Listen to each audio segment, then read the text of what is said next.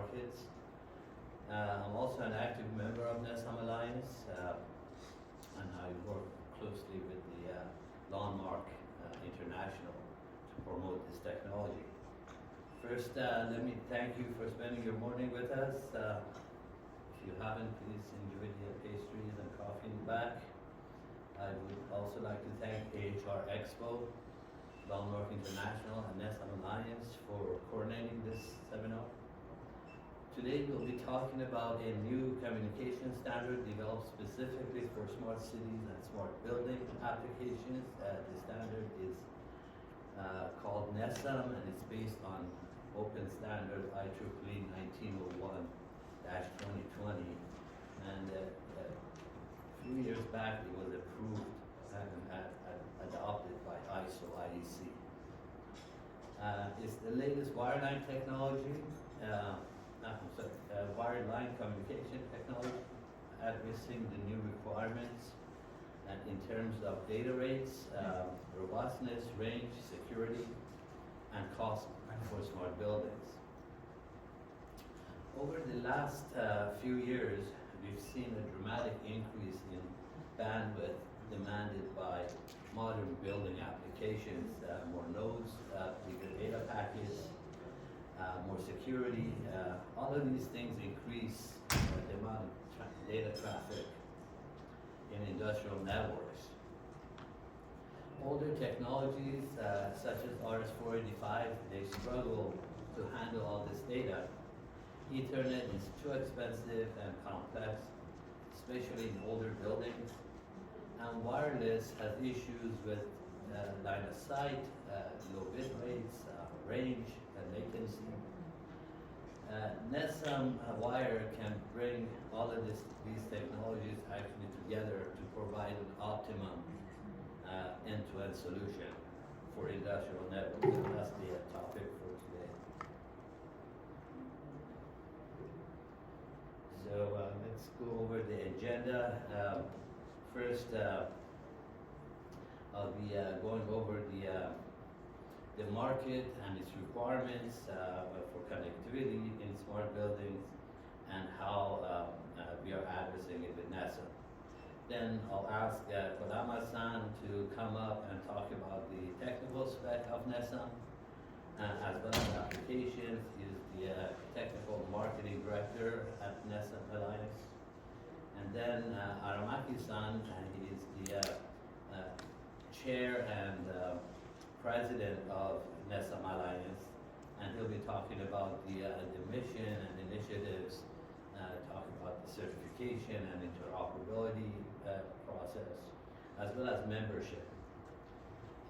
Lastly, we wanted to ask Tanaka-san to come up and do a demo of a multi-protocol system, all working together, but it was too complicated to bring the system here. So it's at our booth, well, it's at the Landmark booth, 1190, if you want to check it out later.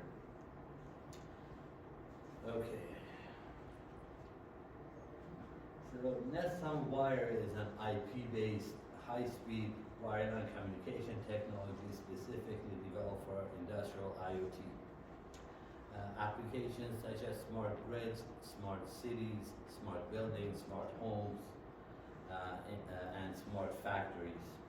We currently have customers using this technology in these areas, and there's been millions of devices already deployed, so it's a proven technology. Just a little bit about myself and my background. I've been in the electronics industry for the past 30 years, mostly in semiconductors, and mainly working on advancing wired line or wired communication technologies. My work in this field has resulted to over 200 million devices deployed in residential, commercial, and industrial buildings, and mainly for energy management applications. 200 million may seem like a lot, but it really isn't. I'll show you the market on the next slide. And 200 million is just maybe less than 1% of the total market. So, not that impressive. Okay, so here is the market. Let me first talk about the overall market and the opportunity. I came across this report from IoT Analytics a few months ago. I thought it was pretty good in forecasting the market. It breaks down the market by type of IoT connectivity. So according to them, there'll be over 22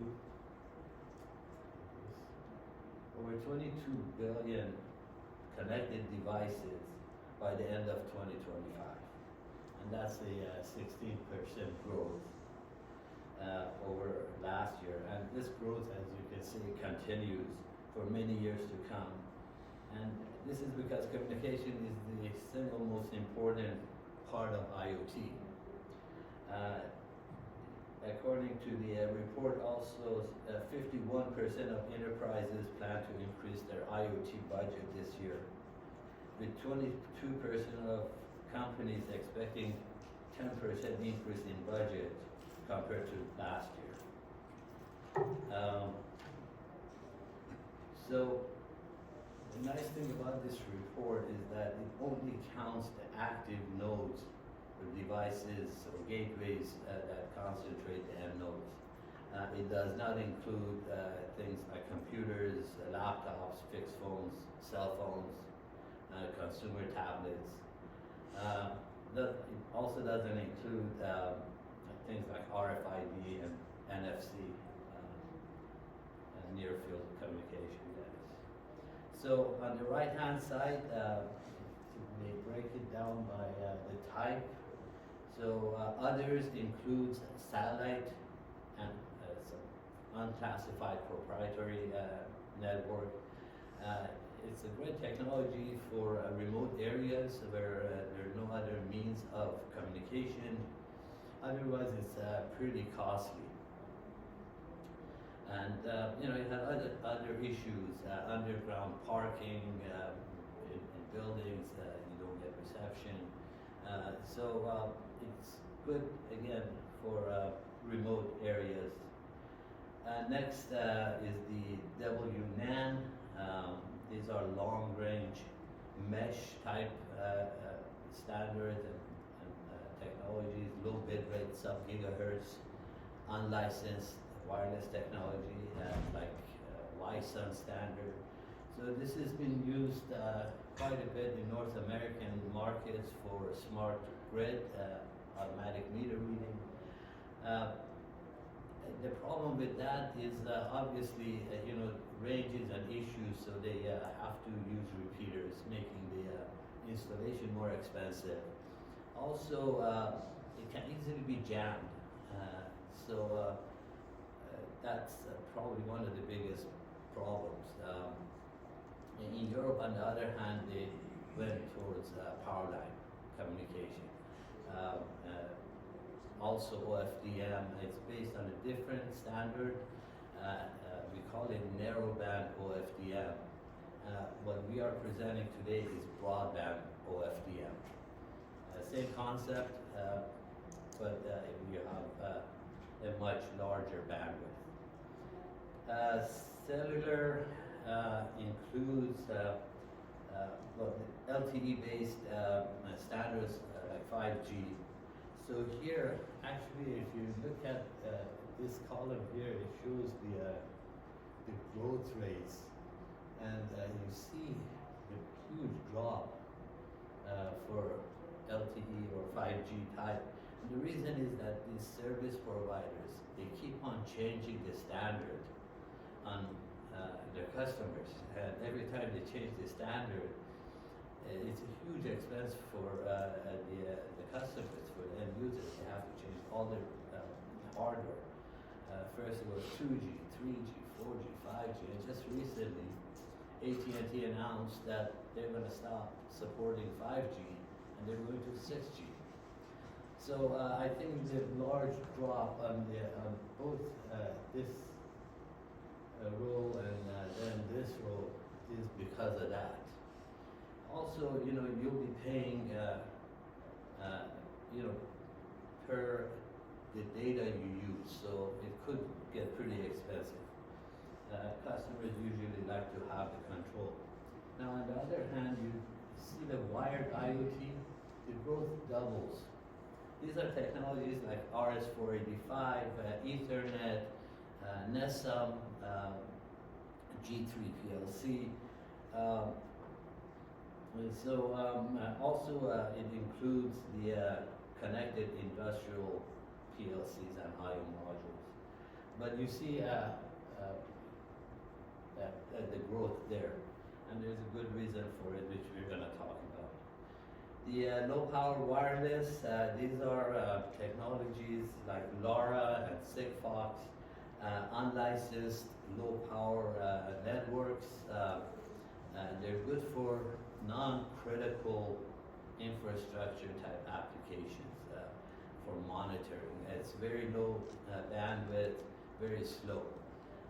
But it's good for certain, if you want to read the level of water in some tank, I don't know, many miles away, you could do it, but you can't really depend on it for, applications like building automation. Wireless LAN. So this is Wi-Fi and related protocols. Probably Wi-Fi today has more than 30% market share in automation, mainly in residential. But the biggest problem is the range is an issue, and then the number of devices you can connect to it. It's basically bandwidth limited. I have Wi-Fi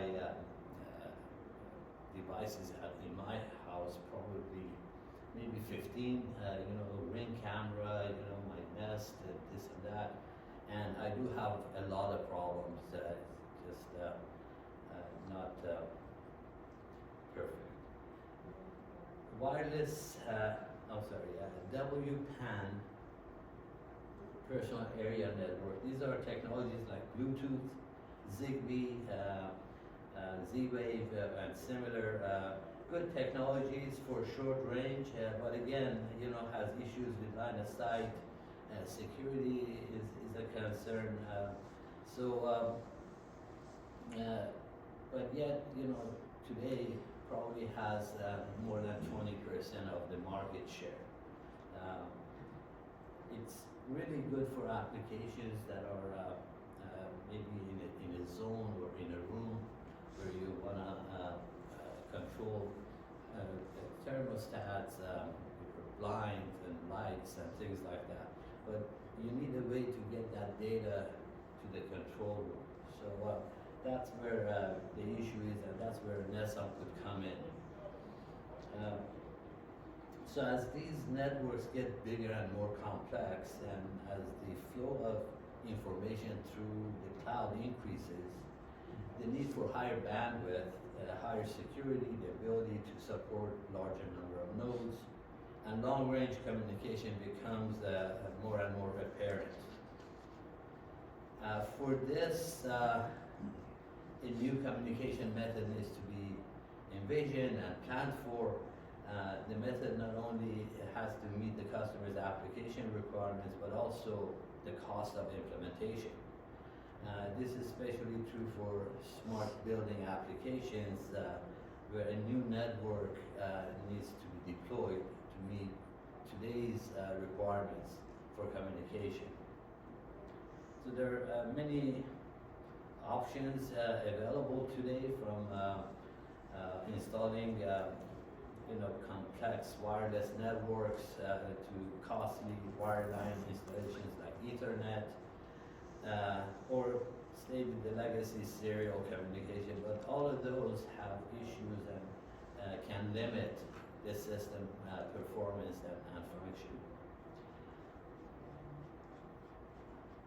So when we look at the key system requirements, need for higher data rates, supporting more nodes, long range communication, IP-based, high security, fast response times, and from an end application point of view, and when we're deciding which technology best fits today's requirements, the one technology that checks all of these boxes is Nessum.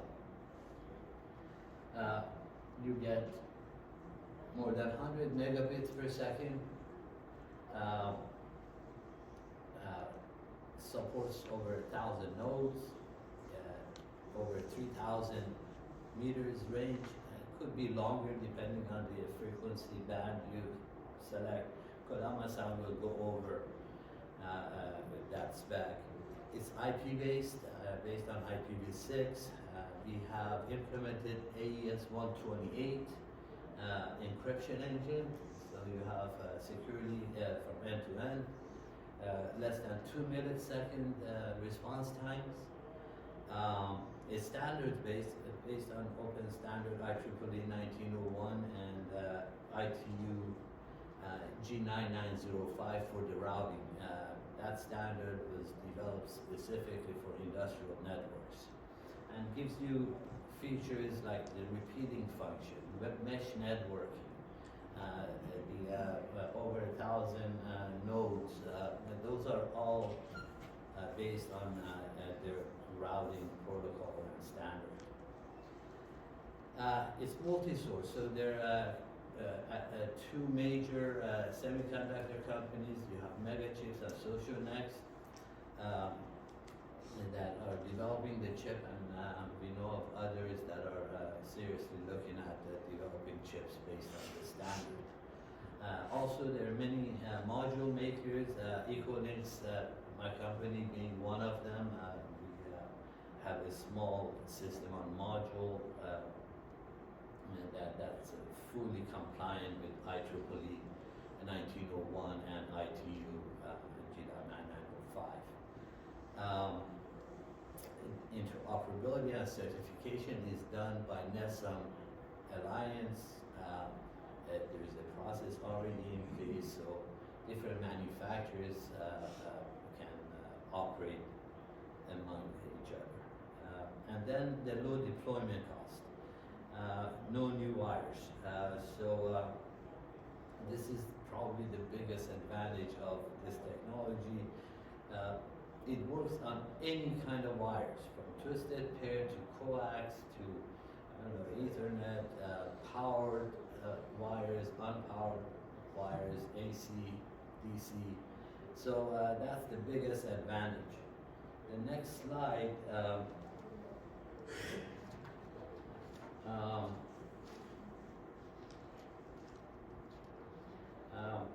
Also, there are many other advantages that I haven't listed here. Things like free topology. You can have any type of network, frequency, flexible frequency band, frequency notching, advanced error correction. All of these add to the robustness of the system. So this is not your old PLC that was not as robust, but and Kodama-san again, he'll go over it. Anyway, I copied this from the Nessum Alliance website. It shows the different types of wires and networks used in a typical building, what's called islands of automation. As I mentioned, the advantage of Nessum-Wire is its ability to communicate over any type of wire, and also the ability to bridge between different technologies. You can take, let's say, a twisted pair and bridge it to Ethernet, on board. So that's the biggest, feature that we are offering. And you can also do, RS-485 to power line to RS-485 again, in case you want to reuse your RS-485 based systems. We have many customers that already have LON implemented, and they want to find a way to get away from it. So this could be an option.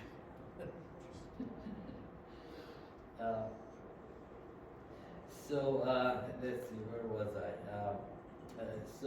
We have customers that are actually combining the different wire technologies. So we have customers that are using Ethernet to go from floor to floor communication, and then use Nessum to go floor level communication to the end node. And then we have other customers that are using Ethernet for floor to floor, Nessum for floor level to each zone, and then from each zone they use Bluetooth or some other kind of wireless. So it gives a lot of capabilities. Okay, my time is up actually, but a couple of other things to say. So you get big performance advantage, lower deployment costs. It's a win-win for manufacturers, system integrators, and project owners. So I really encourage you to take a serious look at this technology and consider it for your next IoT project. The key takeaways, hands down, Nessum-Wire is the most advanced high-speed wireline communication. It's standards-based to ensure interoperability among different manufacturers, provides higher data rates, more security, wider coverage than RS-485, and it's less expensive with a lot more capabilities than Ethernet. It works on any type of wire, powered or unpowered wire, reducing cost. It's protocol independent, so you can run BACnet, KNX, your proprietary protocols on top of Nessum. And we are working on integrating those protocols already, so we're not there yet, but it's very possible and doable. You'll probably see some stuff next year. And the technology is available now. I have my company's designed this little module. So this is a fully compliant Nessum-Wire product. It includes everything, including the line drivers. So you can make it very small to fit in any applications that requires that. So this concludes my section. Again, thanks for coming, and yeah, you can go to nessum.org for more information, and we'll be available at the